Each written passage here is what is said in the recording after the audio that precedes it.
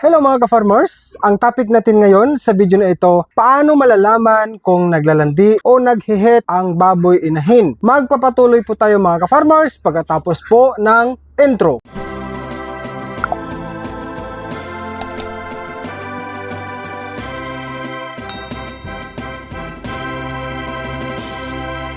Okay, totoo po ito sinasabi dito ng mga eksperto. In summary po, ang mga basic or ito po ang mga basic na palatandaan na naglalandi po ang baboy inahin ay ang mga sumusunod. Number 1, magandang araw po sa ating lahat mga ka-farmers. Dahil hanggang ngayon po ay may mga kababayan pa rin po tayo na baguhan pa lang sa pagkakaroon ng inaalagaan na dumalagang baboy, intended gagawing inahin someday. Tinanong po nila ako kung paano, Kuya Dodong, malalaman natin kung naglalandi ang baboy inahin. Yan po ang bibigyan ko ng mga basic na kaalaman mga ka-farmers o basic na mga kasagutan. Pero bago po tayo magpatuloy, disclaimer po muna. Ang ibang salaysay sa video na ito ay naaayon lang po o base lamang po sa mga naging karanasan ko or base lang po sa mga naobserbahan ko dito sa aking mga baboy inahin na nakikitaan or nakitaan ko sila noon ng mga sinyalis o mga palatandaan na sila po ay naghehet or naglalandi. At ang ibang mga salaysay naman ay galing po sa mga eksperto mga ka-farmers. At syempre po, sa mga expert dyan, mabuhay po kayo. By the way guys, pasensya na ha. Sorry kasi ang akin pong mga positive informations pala ay nasa laptop ko ha para hindi po makalimutan. I mean, sinasadya ko po na talagang in-input ko sa laptop ko para po hindi ko makakalimutan ang mga positive informations na gusto kong ibahagi sa inyo mga kababayan. So ito na nga po, unahin ko po ang aking mga karanasan sa aking mga baboy inahin dito sa aking backyard piggery. Isa po sa mga tunay at totoong kaganapan sa mga baboy ko. Sa unang araw ng paglalandi ng aking baboy inahin noon, kapag ako ay nagbibigay ng kanilang almusal sa umaga, kung may isa sa mga baboy inahin ko na ayaw pumunta sa kanilang kainan o pasungan or ayaw lumapit sa kanilang pasungan o kainan na nilagyan ko ng feeds upang pakainin sila. Ayaw tumayo para sana kumain.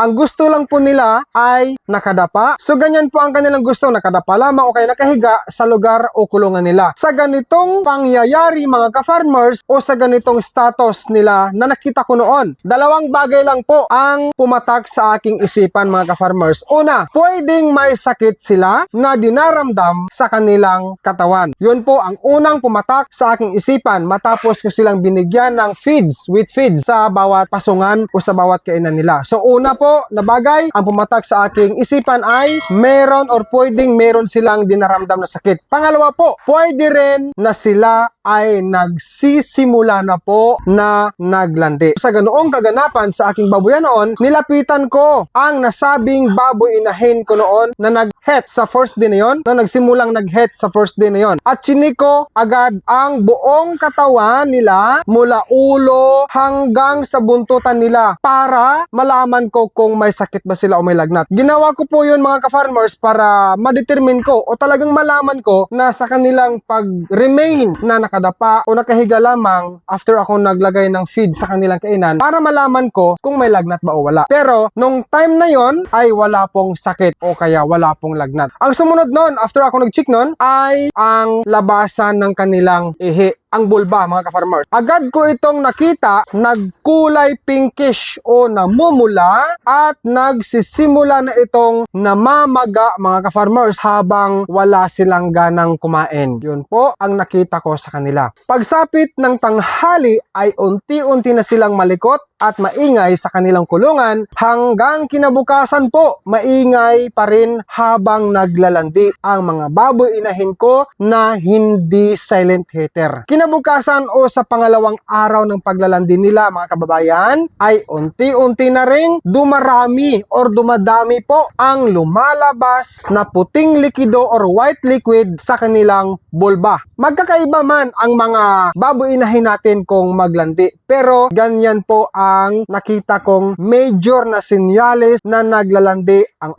aking mga baboy inahin noon mga ka-farmers. Base lang sa iba kong baboy inahin like yung land landrace ko, no? Silent heater po siya sa totoo lang. At ang nakita kong pinagkaiba sa silent heater na baboy inahin like may landrace po na sow ay tahimik lang talaga siya habang naglalandi. Pero ang kanyang bulba mga kababayan ay namamaga rin. Siyempre, hindi mawawala yan. Normal lang po yan sa mga baboy inahin, no? Opinion ko lang po ito, disclaimer lang. Silent heater man o hindi, ang ating mga baboy inahin pag nag-hit yan ay talagang normally namamaga talaga yan ang kanilang bulba, no? Namamaga, nagkukulay pula o kaya pinkish, and then may lumalabas po na puting likido mga ka-farmers. Sa aking mga baboy inahin po, 2 to 3 days after nag-hit, sinusubukan ko na sila i-hit detection. Ang purpose nun ay para malaman ko kung talagang nag-standing hit na po sila. Ganun po ang ginawa ko. Pagkatapos po ng kanilang 2 to 3 days na paglalandi o tinatawag na estrus mga ka-farmers, binabahan o dinidiinan ko ang likod nila papuntang balakang. So mula likod po papuntang balakang, tinatry ko yan para malaman ko kung papayag na ba sila sa tinatawag na pag-AI or artificial insemination ko sa kanila. So ginagawa ko yan para malaman ko kung nasa standing hit na ba sila. Kapag manahimik at mag-behave sila habang nag-hands pressure test at riding back test ako sa kanila habang nakatayo rin o tumatayo ang tainga ng mga baboy inahin ko, lalo na yung large white ko guys na inahin po na first timer, yan po ang time na pwede ko na silang bulugan mga ka-farmers. Sa ginawa kong pag-test nun, nakita ko na nag-behave na 2 to 3 days after nag-hit, nag-standing hit, yun na po ang time na akin po silang in-AI mga ka-farmers. So ganyan po ka-farmers ang akin pong naranasan noon hanggang ngayon during estrus o sa panahon ng or every time na naglalandi po ang akin pong mga baboy inahin. Bago tayo lumipat sa payo ng mga eksperto tungkol sa ating topic ngayon mga ka-farmers, naisip ko lang po, alam naman po ito ng karamihan na ang baboy na lahing durok at landrace ay sadyang mukhang mahiyain po yan talaga mga ka-farmers, no? Nang dahil sa rason na ang kanila pong dalawang tainga ay nakatumba paibaba, papunta sa lupa or nakatakip ito sa kanilang mata, lalo na ang landrace, no? Nakatakip sa kanilang mata o mukha. Yun po ang lahing purebred na durok at saka purebred na landrace mga ka-farmers. So tanong, paano po natin malalaman na pumapayag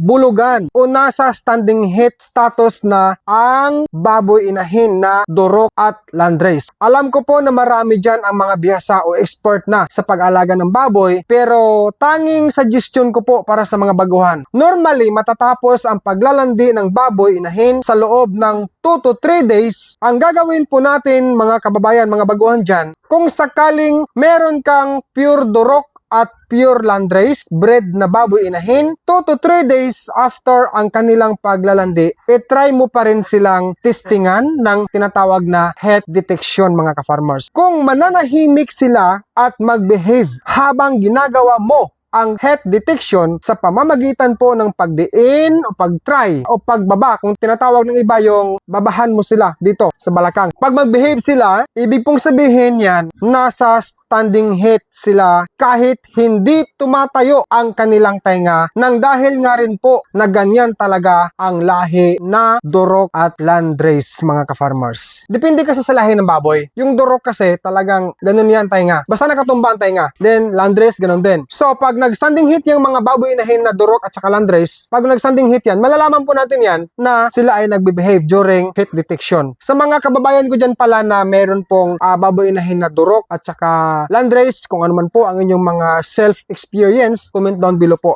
Ito na po ang sinabi ng mga eksperto. Ang paglalandi o pag-hit ng inahing baboy ay tumatagal ng 2 hanggang 3 araw. Mahalaga o importante na malaman ang tamang oras para makapag-produce ito ng mga biik sa pamamagitan po ng pagpapabulog sa ating mga baboy inahin. Para malaman kung naglalandi ang baboy inahin, naririto po ang mga sinyalis o mga basic na sinyalis na dapat nating bantayan. Beginners, take note. Letter A, ito po based sa aking guide. standing reflex o paninigas. Ito po ang pinakatiyak na senyales kapag pinindot o diniinan mo ang likod ng baboy gamit ang dalawa nating kamay, dapat manigas o behave ito. Nakataas o nakatayo ang tainga at hindi gumagalaw. Tugma po ito sa akin pong sinabi kanina. Letter B, based po sa aking guide, positive guide. Mapula at namamaga ang bulba. No, mapula at namamaga ang bulba o mga labasan nila ng ihi o kaya labasan ng kanilang biik. Ang bulba o vulva ng baboy inahin ay magiging kulay pula o pinkish, malambot, medyo malaki at namamaga. Letter C na positive guide ko dito, yung salitang discharge o paglabas ng likido. May lumalabas sa kanyang vulva na malinaw o puting likido. Yan po ay kabilang sa mga signs na naglalandi ang ating mga baboy inahin. Letter D, pagiging maingay kung hindi silent hitter. Okay? Hindi siya mapakali, malikot sa loob ng kulungan na parang gustong kumawala at maingay na animoy tumatawag pansin o tumatawag ng pansin sa kanyang o kanilang kapwa baboy. Positive guide letter E, madalas ang pag-ihi. Totoo to guys, kasi aking mga baboy inahin dati pag nag-hit din po yan, umiihi din po ang iba. Hindi naman lahat. Pag hindi sila busog sa tubig, ay talagang hindi po sila gaanong umiihi. Sinasabi kasi dito o sinabi dito na madalas na pag-ihi. Then sumunod po, walang gana kumain. Hindi naman po lahat ng mga baboy inahin ang nawawalan ng gana kumain. May mga baboy inahin po mga kababayan, mga ka-farmers, na kahit po naglalandi o kasagsagan po na sila po ay nasa estro status o naglalandi, ay kumakain pa rin ng pagkain.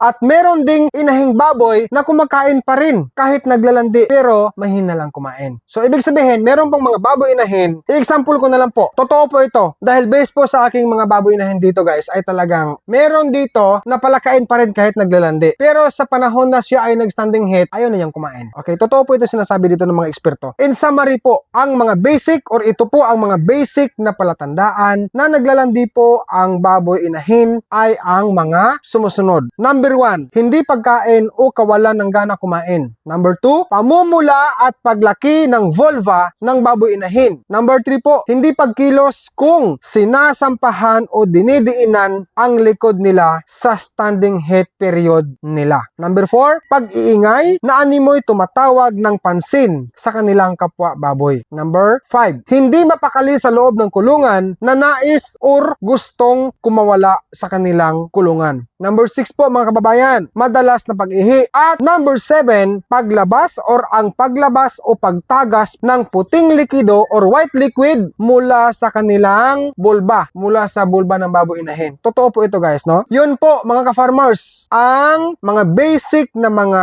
sinyales o palatandaan kung paano natin malalaman na naglalandi po ang ating mga baboy inahin. Ano po ang iyong mga karanasan ka-farmers dyan sa iyong farm? I-comment po sa comment section below. Maraming salamat po sa pagpanood mo sa video na ito. Ako po si Dodong Villaron Farm, ang patuloy po nagpapasalamat sa inyong lahat mga kababayan sa inyong pagtangkilik po sa aking mga simple video dito po sa aking YouTube channel. Hinahanap mo po ba pala ako sa Facebook page ko? Paki-follow na rin po ang aking pong Facebook page na Dodong Villaron Farm. See you next time. Bye-bye and God bless po.